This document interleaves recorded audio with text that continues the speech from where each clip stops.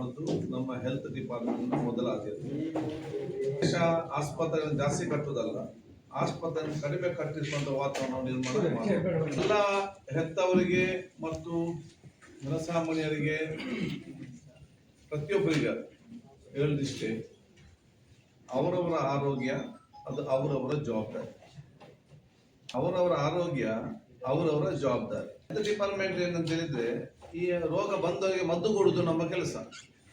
So ನಿಮ್ಮ ಆರೋಗ್ಯವನ್ನು ನೀವು ಕರೆಕ್ಟ್ ಆಗಿ ನೋಡಿಕೊಂಡ್ರೆ ನಮ್ಮ ಕೆಲಸ ತುಂಬಾ ಕಡಿಮೆ ಆಗ್ತದೆ.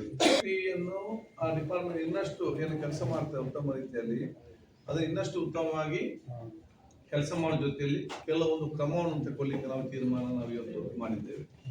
ಯಾಕಂದ್ರೆ ನಾವು ಆದಷ್ಟು ರೋಗ ಬರದ ರೀತಿ ನೋಡಿಕೊಳ್ಳುವುದು ನಮ್ಮೆಲ್ಲ ಜವಾಬ್ದಾರಿ ಇವತ್ತು ಆಗುವಂತು. ನಾವು ಏನನ್ನು ತಿಂತೇವೆ, ಎಲ್ಲ ರೋಗ ಅಲ್ಲ, ಬಹುತೇಕ ರೋಗಗಳು ನಾವು ಏನನ್ನು ಸೇವಿಸ್ತೇವೆ ಅದರ ಮೇಲೆ ಅವಲಂಬಿತರಾಗಿರ್ತದೆ. ಆದ ಕಾರಣ ನಾವೀಗ ಒಂದು ಹಂತಕ್ಕೆ ಇವತ್ತು ಇದೇ ರೀತಿ ಬೆಳೆದು ಬಂದು ಬಿದ್ದು ಬಹುಶಃ ಕೆಲವರಿಗೆ ರೋಗ ಎಲ್ಲ ಉಂಟು, ನಾವೇನು ಕೂಡ ಮಾಡ್ಲಿಕ್ಕೆ ಆಗುದಿಲ್ಲ. ನಾವು ಚಿಕಿತ್ಸೆ ಕೊಡ್ತಾ ಇರ್ಬೋದು. ಸಣ್ಣ ಮಕ್ಕಳಾದರೂ ಕೂಡ ಇವತ್ತು ಆರೋಗ್ಯವಂತ ಸಮಾಜ ಇನ್ನು 10 ವರ್ಷ ಆದ ನಂತರ ಬರ್ಬೇಕಲ್ಲ. ಆರೋಗ್ಯವಂತ ಸಮಾಜ 10 ವರ್ಷ ಆಗಿ ಬರ್ಬೇಕಾದ್ರೆ ಇದಕ್ಕೆ ಇಂಡಸ್ಟ್ರಿಗಳು ಯಾರು ಕೂಡ ಸಪೋರ್ಟ್ ಮಾಡ್ಲಿಕ್ಕೆ ಹೋಗುದಿಲ್ಲ. ಯಾಕಂತ ಹೇಳಿದ್ರೆ ಇವರಿಗೆ ಅನಾರೋಗ್ಯ ಆದ್ರೆ ಮಾತ್ರ ವ್ಯಾಪಾರ, ಇಲ್ಲದ ವ್ಯಾಪಾರ ಆಗುದಿಲ್ಲ. ಜಾಸ್ತಿ ಹೆಚ್ಚಿನ ಆಸಕ್ತಿ ಇವತ್ತು ನಾವು ವಹಿಸಿಕೊಂಡು ನಾವು ಒಂದು ಹಂತದಕ್ಕೆ ಬೇರೆ ಹಲವಾರು ನಾವು ತೀರ್ಮಾನ ತಗೊಂಡಿದ್ದೇವೆ.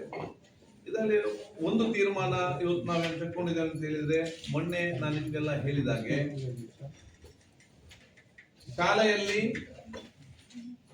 ಮತ್ತು ಶಾಲೆಯ ಸುತ್ತಮುತ್ತ 50 ಮೀಟರ್ ವ್ಯಾಪ್ತಿಯಲ್ಲಿ ಯಾವುದೇ ಇವತ್ತು ಜಂಕ್ ಫುಡ್, ಆರೋಗ್ಯಕ್ಕೆ ಮಾರಕವಾಗುವಂತ ಆ ಒಂದು ಎಲ್ಲ ಫುಡ್ಗಳನ್ನು ನಿಷೇಧಿಸುವಂತ ಆದೇಶ ನಾವು ಹೊರಡಿಸಿದ್ದೇವೆ. ಹೆಚ್ಚಿನ ಫ್ಯಾಟ್ ಇರುವಂತದ್ದು, ಹೈ ಶುಗರ್ ಮತ್ತು ಹೈ ಸಾಲ್ಟ್, ಈ 3 ಯಾವ್ದು ಇವತ್ತು ಒಳಪಟ್ಟಿರ್ತದೆ ಅದನ್ನು ಬಹುಶಃ ನಾವು ಇವತ್ತು ನಿಷೇಧಿಸಿದ್ದೇವೆ. ಈ ತೀರ್ಮಾನ ನಾವು ಇವತ್ತು ಮಾಡಿದ್ರೆ ಅಂತ ಹೇಳಿದ್ರೆ, ನಮ್ಮ ಕಮಿಷನರ್ ಶ್ರೀನಿವಾಸ್ ಅವರ ಆ ನೇತೃತ್ವದಲ್ಲಿ ನಾವು ನಿರ್ದೇಶನ ನೀಡಿದಂತೆ ಬೇರೆ ಬೇರೆ ಕಡೆಗೆ ಸರ್ವೆ ಮಾಡಿದ್ವಿ. ಇವಾಗ ಸುಮಾರು 100ಕ್ಕಿಂತಲೂ ಅಧಿಕ ಸ್ಕೂಲ್ಗಳಲ್ಲಿ, ಶಾಲೆಯಲ್ಲಿ, ಅಲ್ಲಿ ಶಾಲೆ ಒಳಗಡೆ ಕ್ಯಾಂಟೀನ್ ಅಲ್ಲೇ ಜಂಕ್ ಫುಡ್ ಅನ್ನು ಇವತ್ತು ಕೊಡ್ತಾ ಇದ್ದಾರೆ. ಫೀಸ್ ಇದೆ ಅಲ್ಲಿ ಜಾಸ್ತಿ ಅಂತ ಕೊಡುವುದು. ಶಾಲೆಗಳಿಗೆ ಮತ್ತು ಎಲ್ಲ ಕಾಲೇಜ್ ಮತ್ತು ನಮ್ಮ ಆ ಸುತ್ತಮುತ್ತಲವರಿಗೆ ಈ ಒಂದು ನಿಯಮ ತರಬೇಕಂತೇಳಿ ನಾವು ಇವತ್ತೊಂದು ಆದೇಶ ನಾವು ಇವತ್ತು ಪಾಸ್ ಮಾಡಿದ್ದೇವೆ. ಒಂದು 5-10 ವರ್ಷ ಆದ್ರೂ ಕೂಡ ಇವತ್ತು ಸುಧಾರಿಸಿಕೊಂಡು ಹೋಗೋಕೆ ಕೆಲಸ ಇವತ್ತು PUC ವರ್ಗ ವಿಶಿಷ್ಟವಾದ ಕಾನೂನು ವ್ಯಾಪ್ತಿಯಲ್ಲಿ ಸೆಂಟ್ರಲ್ ಆಕ್ಟ್ ಒಳಪಟ್ಟು ಸೇರಿದಂತೆ ನಾವೊಂದು ಇವತ್ತು ರೂಲ್ಸ್ ಅನ್ನು ಇವತ್ತು ಜಾರಿ ಮಾಡಿ ಅದನ್ನು ನಿಮ್ಮ ಮುಖಾಂತರ ನಾವು ಇವತ್ತು ಮೊದಲನೇಯಾಗಿ ಸಮಾಜಕ್ಕೆ ಅರ್ಪಿಸ್ತಿದ್ದೇವೆ. ಅದನ್ನು ಕೂಡ ಅವರಿಗೆ ನಿರ್ದೇಶನ ಕೊಡ್ತಾ ಇವತ್ತಿದ್ದೇವೆ.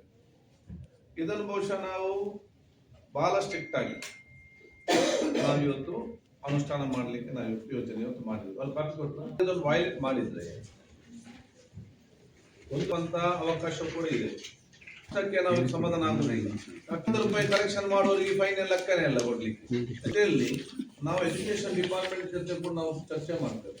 ರೂಲ್ಸ್ ಅಲ್ಲಿ ಸೇರಿಸಲಿಕ್ಕೆ ನಾವು ಒಂದು ಪ್ರಯತ್ನ ಮಾಡ್ತೇವೆ. ಯಾರಾದ್ರೂ ಈ ರೀತಿ ವೈಲೇಷನ್ ಮಾಡಿದ್ರೆ ಮುಂದೆ ಎಜುಕೇಶನ್ ಡಿಪಾರ್ಟ್ಮೆಂಟ್ ಮುಖಾಂತರ ಮುಂದಿನ ವರ್ಷ ಅವರಿಗೆ ರಿನ್ಯೂವಲ್ ಮಾಡೋ ಸಂದರ್ಭದಲ್ಲಿ ಅಥವಾ ಅವರಿಗೆ ಲೈಸೆನ್ಸ್ ಕೊಡೋ ಸಂದರ್ಭದಲ್ಲಿ ಅವರು ಕೂಡ ಅದನ್ನು ಗಮನದಲ್ಲಿಟ್ಟುಕೊಂಡು ಅದಕ್ಕೆ ಕ್ರಮ ತಗೊಳ್ಳುವಂತಹ ಆ ಒಂದು ಚರ್ಚೆ ಕೂಡ ನಾವು ಮುಂದಿನ ದಿನಗಳಲ್ಲಿ ಎಜುಕೇಶನ್ ಡಿಪಾರ್ಟ್ಮೆಂಟ್ ಜೊತೆ ನಾವು ಮಾಡುವಂಥದ್ದು.